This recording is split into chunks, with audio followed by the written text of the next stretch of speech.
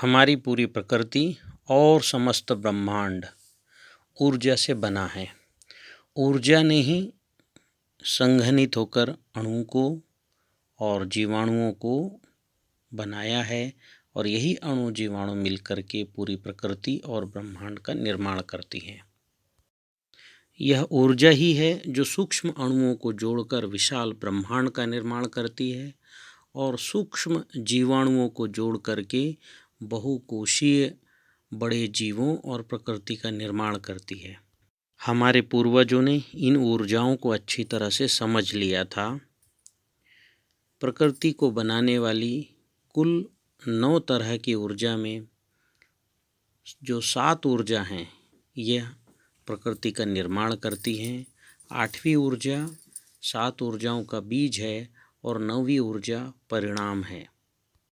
ऊर्जा जिसे हम ना तो देख सकते हैं, ना छू सकते हैं, ना सुन सकते हैं, लेकिन एहसास ज़रूर करते हैं। क्योंकि जब भी हम कुछ खाते पीते हैं हमारे अंदर एक एनर्जी आ जाती है, हम उसका एहसास अच्छे से कर लेते हैं।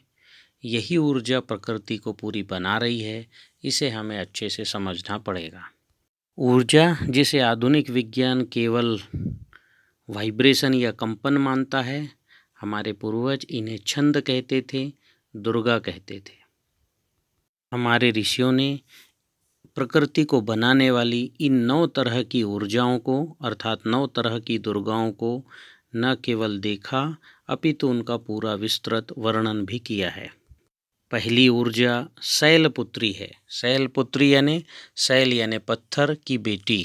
पहली ऊर्जा है जो कंपन नहीं है, एक सूक्ष्म कण जैसी है जो यहाँ वहाँ जुगनू की तरह प्रकाशित होती है फिर लुप्त हो जाती है, जिसे 2012 में सर्न नामक संस्था के द्वारा हिंग्स महोदय ने महाविस्फोट यानी 2 प्रोटॉनों को आपस में टकराकर निकाला, जिसे हिंग्स बोसान कण या गॉड पार्टिकल नाम दिया गया, को देखा।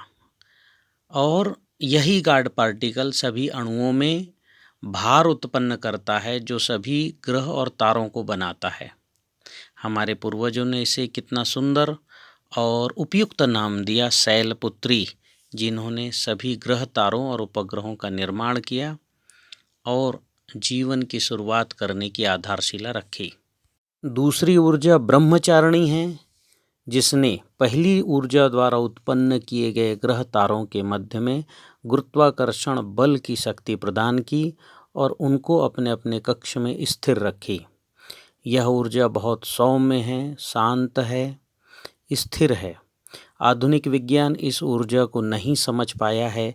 हमारे प्राचीन विज्ञान में इस ऊर्जा को स्पष्ट नाम दिया गया ब्रह्मचारिणी।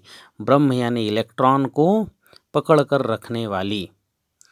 तो कितना उपयुक्त नाम हमारे पूर्वजों ने दिया और इसी ऊर्जा ने पूरे ब्रह्मांड को स्थिर रखा हुआ है। एक ग्रह दूसरे ग्रह से टकराते इसीलिए नहीं हैं और 1000 साल पहले भी मेरे जन्म स्थान का नक्षत्र या सूर्योदय का समय वही होगा जो आज है। तो यह ब्रह्मचारिणी ऊर्जा के द्वारा संभव हुआ है।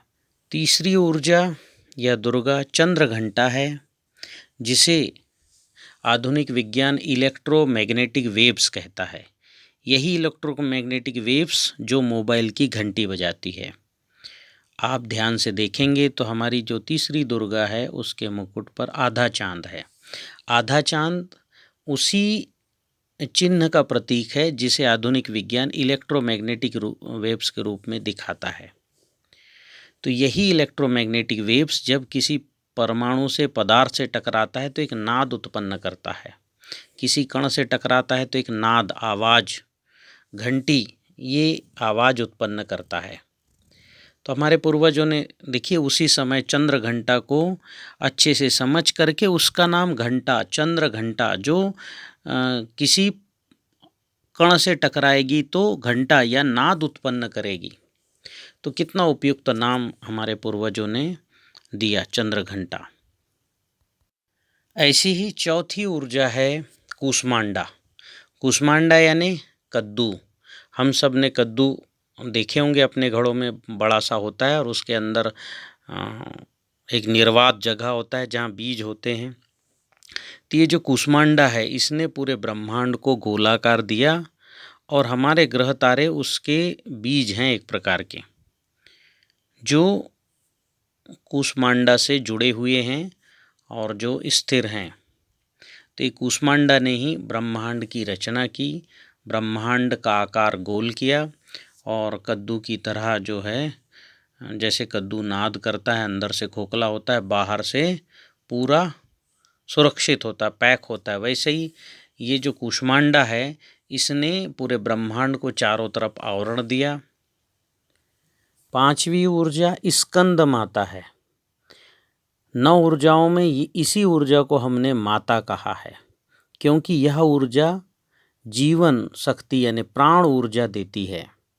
किसी भी टिश्यूज़ के अंदर प्राण उत्पन्न होते हैं इसी ऊर्जा के कारण से। इसीलिए ही इस ऊर्जा को हमारे ऋषियों ने माता कहा है। यही ऊर्जा हमारे शरीर के अंदर, हमारे छोटे छोटे टिश्यूज़ के अंदर, ऊतकों के अंदर प्राण ऊर्जा उत्पन्न करती है। छठवीं ऊर्जा कात्यायनी है। यह ऊर्जा प्रकृति में जीवो जीवस्य जीवनम की श्रृंखला अर्थात पारिस्थितिक तंत्र अर्थात इकोलॉजी का निर्माण करती है। यही ऊर्जा किस जीवाणुओं के द्वारा किस जीवाणुओं को जीव को जीवन दिए जाना है, जीवो जीवस्य जीवनम की प्रक्रिया को पूरी करती है। जैसे एक खाट को गूंथने में 2 रस्सियाँ इस्तेमाल होती हैं पर वो आपस में टकराती नहीं और पूरी खाट गूंथ जाती है, ऐसे ही इस प्रकृति को काटने का काम, गूंथने का काम ये छठी ऊर्जा पूरी करती है बिना किसी टकराहट के। 7वीं ऊर्जा है कालरात्रि। कालरात्रि जिसे हम महाकाली कहते हैं। रात्रि में हम आकाश में देखेंगे तो तारे बहुत छोटे नज़र आते हैं और काला धब्बा बहुत बड़ा नज़र आता है। यह तारे हमारे सूर्य से बहुत बड़े हैं, तो सोचिए वो जो काले धब्बे कितने बड़े होंगे। दरअसल यही महाकाली है, कालरात्रि का विशाल रूप। और इस महाकाली ने पूरे ब्रह्मांड को स्थिर रखा हुआ है और सबको बढ़ने का, फैलने का अवसर दे रहा है। आधुनिक विज्ञान इसे ब्लैक एनर्जी कहता है, जो ब्लैक मैटर का निर्माण करती है, ब्लैक होल का निर्माण करती है। 8वीं ऊर्जा है महागौरी। महागौरी अर्थात गाय, गौ माता। प्रकृति के अंदर सबको बीज रूप में आना पड़ता है। प्रकृति को बनाने वाली जब प्रकृति के नियमों के अनुसार बीज रूप में आई तो उन्होंने गाय अर्थात गौ माता के स्वरूप को धारण किया। कि 7 ऊर्जाओं ने गौ माता के स्वरूप को धारण कर लिया तो इन ऊर्जाओं से बनने वाले सभी सूक्ष्म अणु और जीवाणु गाय के शरीर में स्वतः समाहित होते चले गए। इन्हीं सूक्ष्म अणुओं को हम देव कहते हैं। तो गाय में प्रकृति को बनाने वाली शैलपुत्री से कालरात्रि तक 7 ऊर्जा विद्यमान हैं और इन ऊर्जाओं से बने हुए सभी देव भी गाय के शरीर में विद्यमान हैं। गाय का जो पंचगव्य है, गोबर, गोमूत्र, दूध, दही, घी, इनसे यही सारे अणु और जीवाणु प्रकट होते हैं। इसीलिए ही हम गाय को गाओ विश्वस्य मातरः, गाय विश्व की माता है, ऐसा कहते हैं। गाय के गोबर के कंडे और घी, चावल से हम अग्निहोत्र करके प्रकृति को बनाने वाली सभी ऊर्जा और उन अणुओं को प्रकट कर सकते हैं और गाय के पंचगव्य से प्रकृति के जीवन को चलाने वाली सभी जीवाणुओं को उत्पन्न कर सकते हैं। इस तरह से पंचगव्य से हम सभी तरह के अणु और जीवाणुओं को उत्पन्न करके प्रकृति को पुनः शुद्ध, सजीव और शक्तिशाली कर सकते हैं। 9वीं ऊर्जा सिद्धिदात्री है। सिद्धिदात्री यानी सिद्धि देने वाली।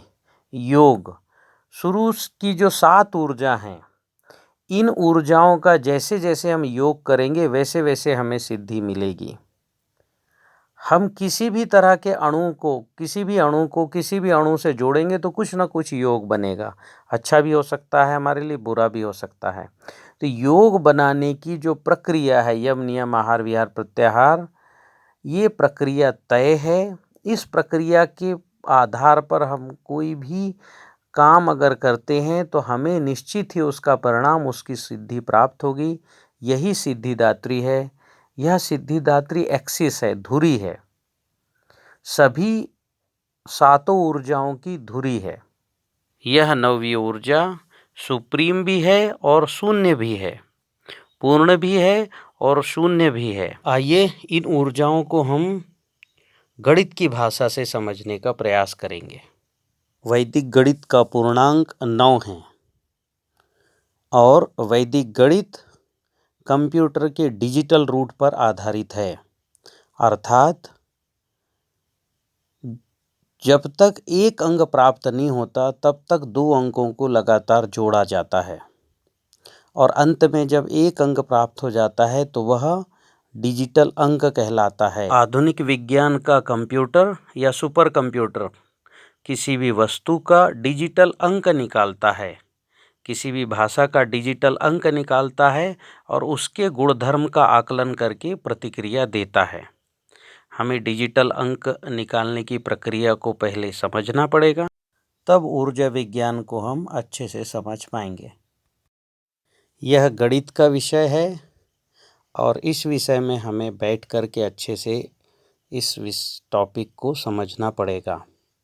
ऐसे ही ऊर्जा विज्ञान के जो 9 ऊर्जाएं हैं, इनके अनुबंध की प्रक्रिया को, प्रकृति के यम नियम आहार विहार प्रत्याहार ध्यान धारणा की प्रक्रिया को, पंच महाभूतों की नैनो टेक्नोलॉजी को, इन सब विषयों को हमें समझ करके इनका उपयोग करने की प्रक्रिया सीखना पड़ेगा।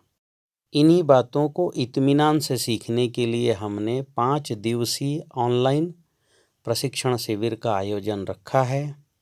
1 अक्टूबर से 5 अक्टूबर तक सुबह 9 बजे से रात्रि 8:30 बजे तक लगातार इस विषय पर चर्चा होगी।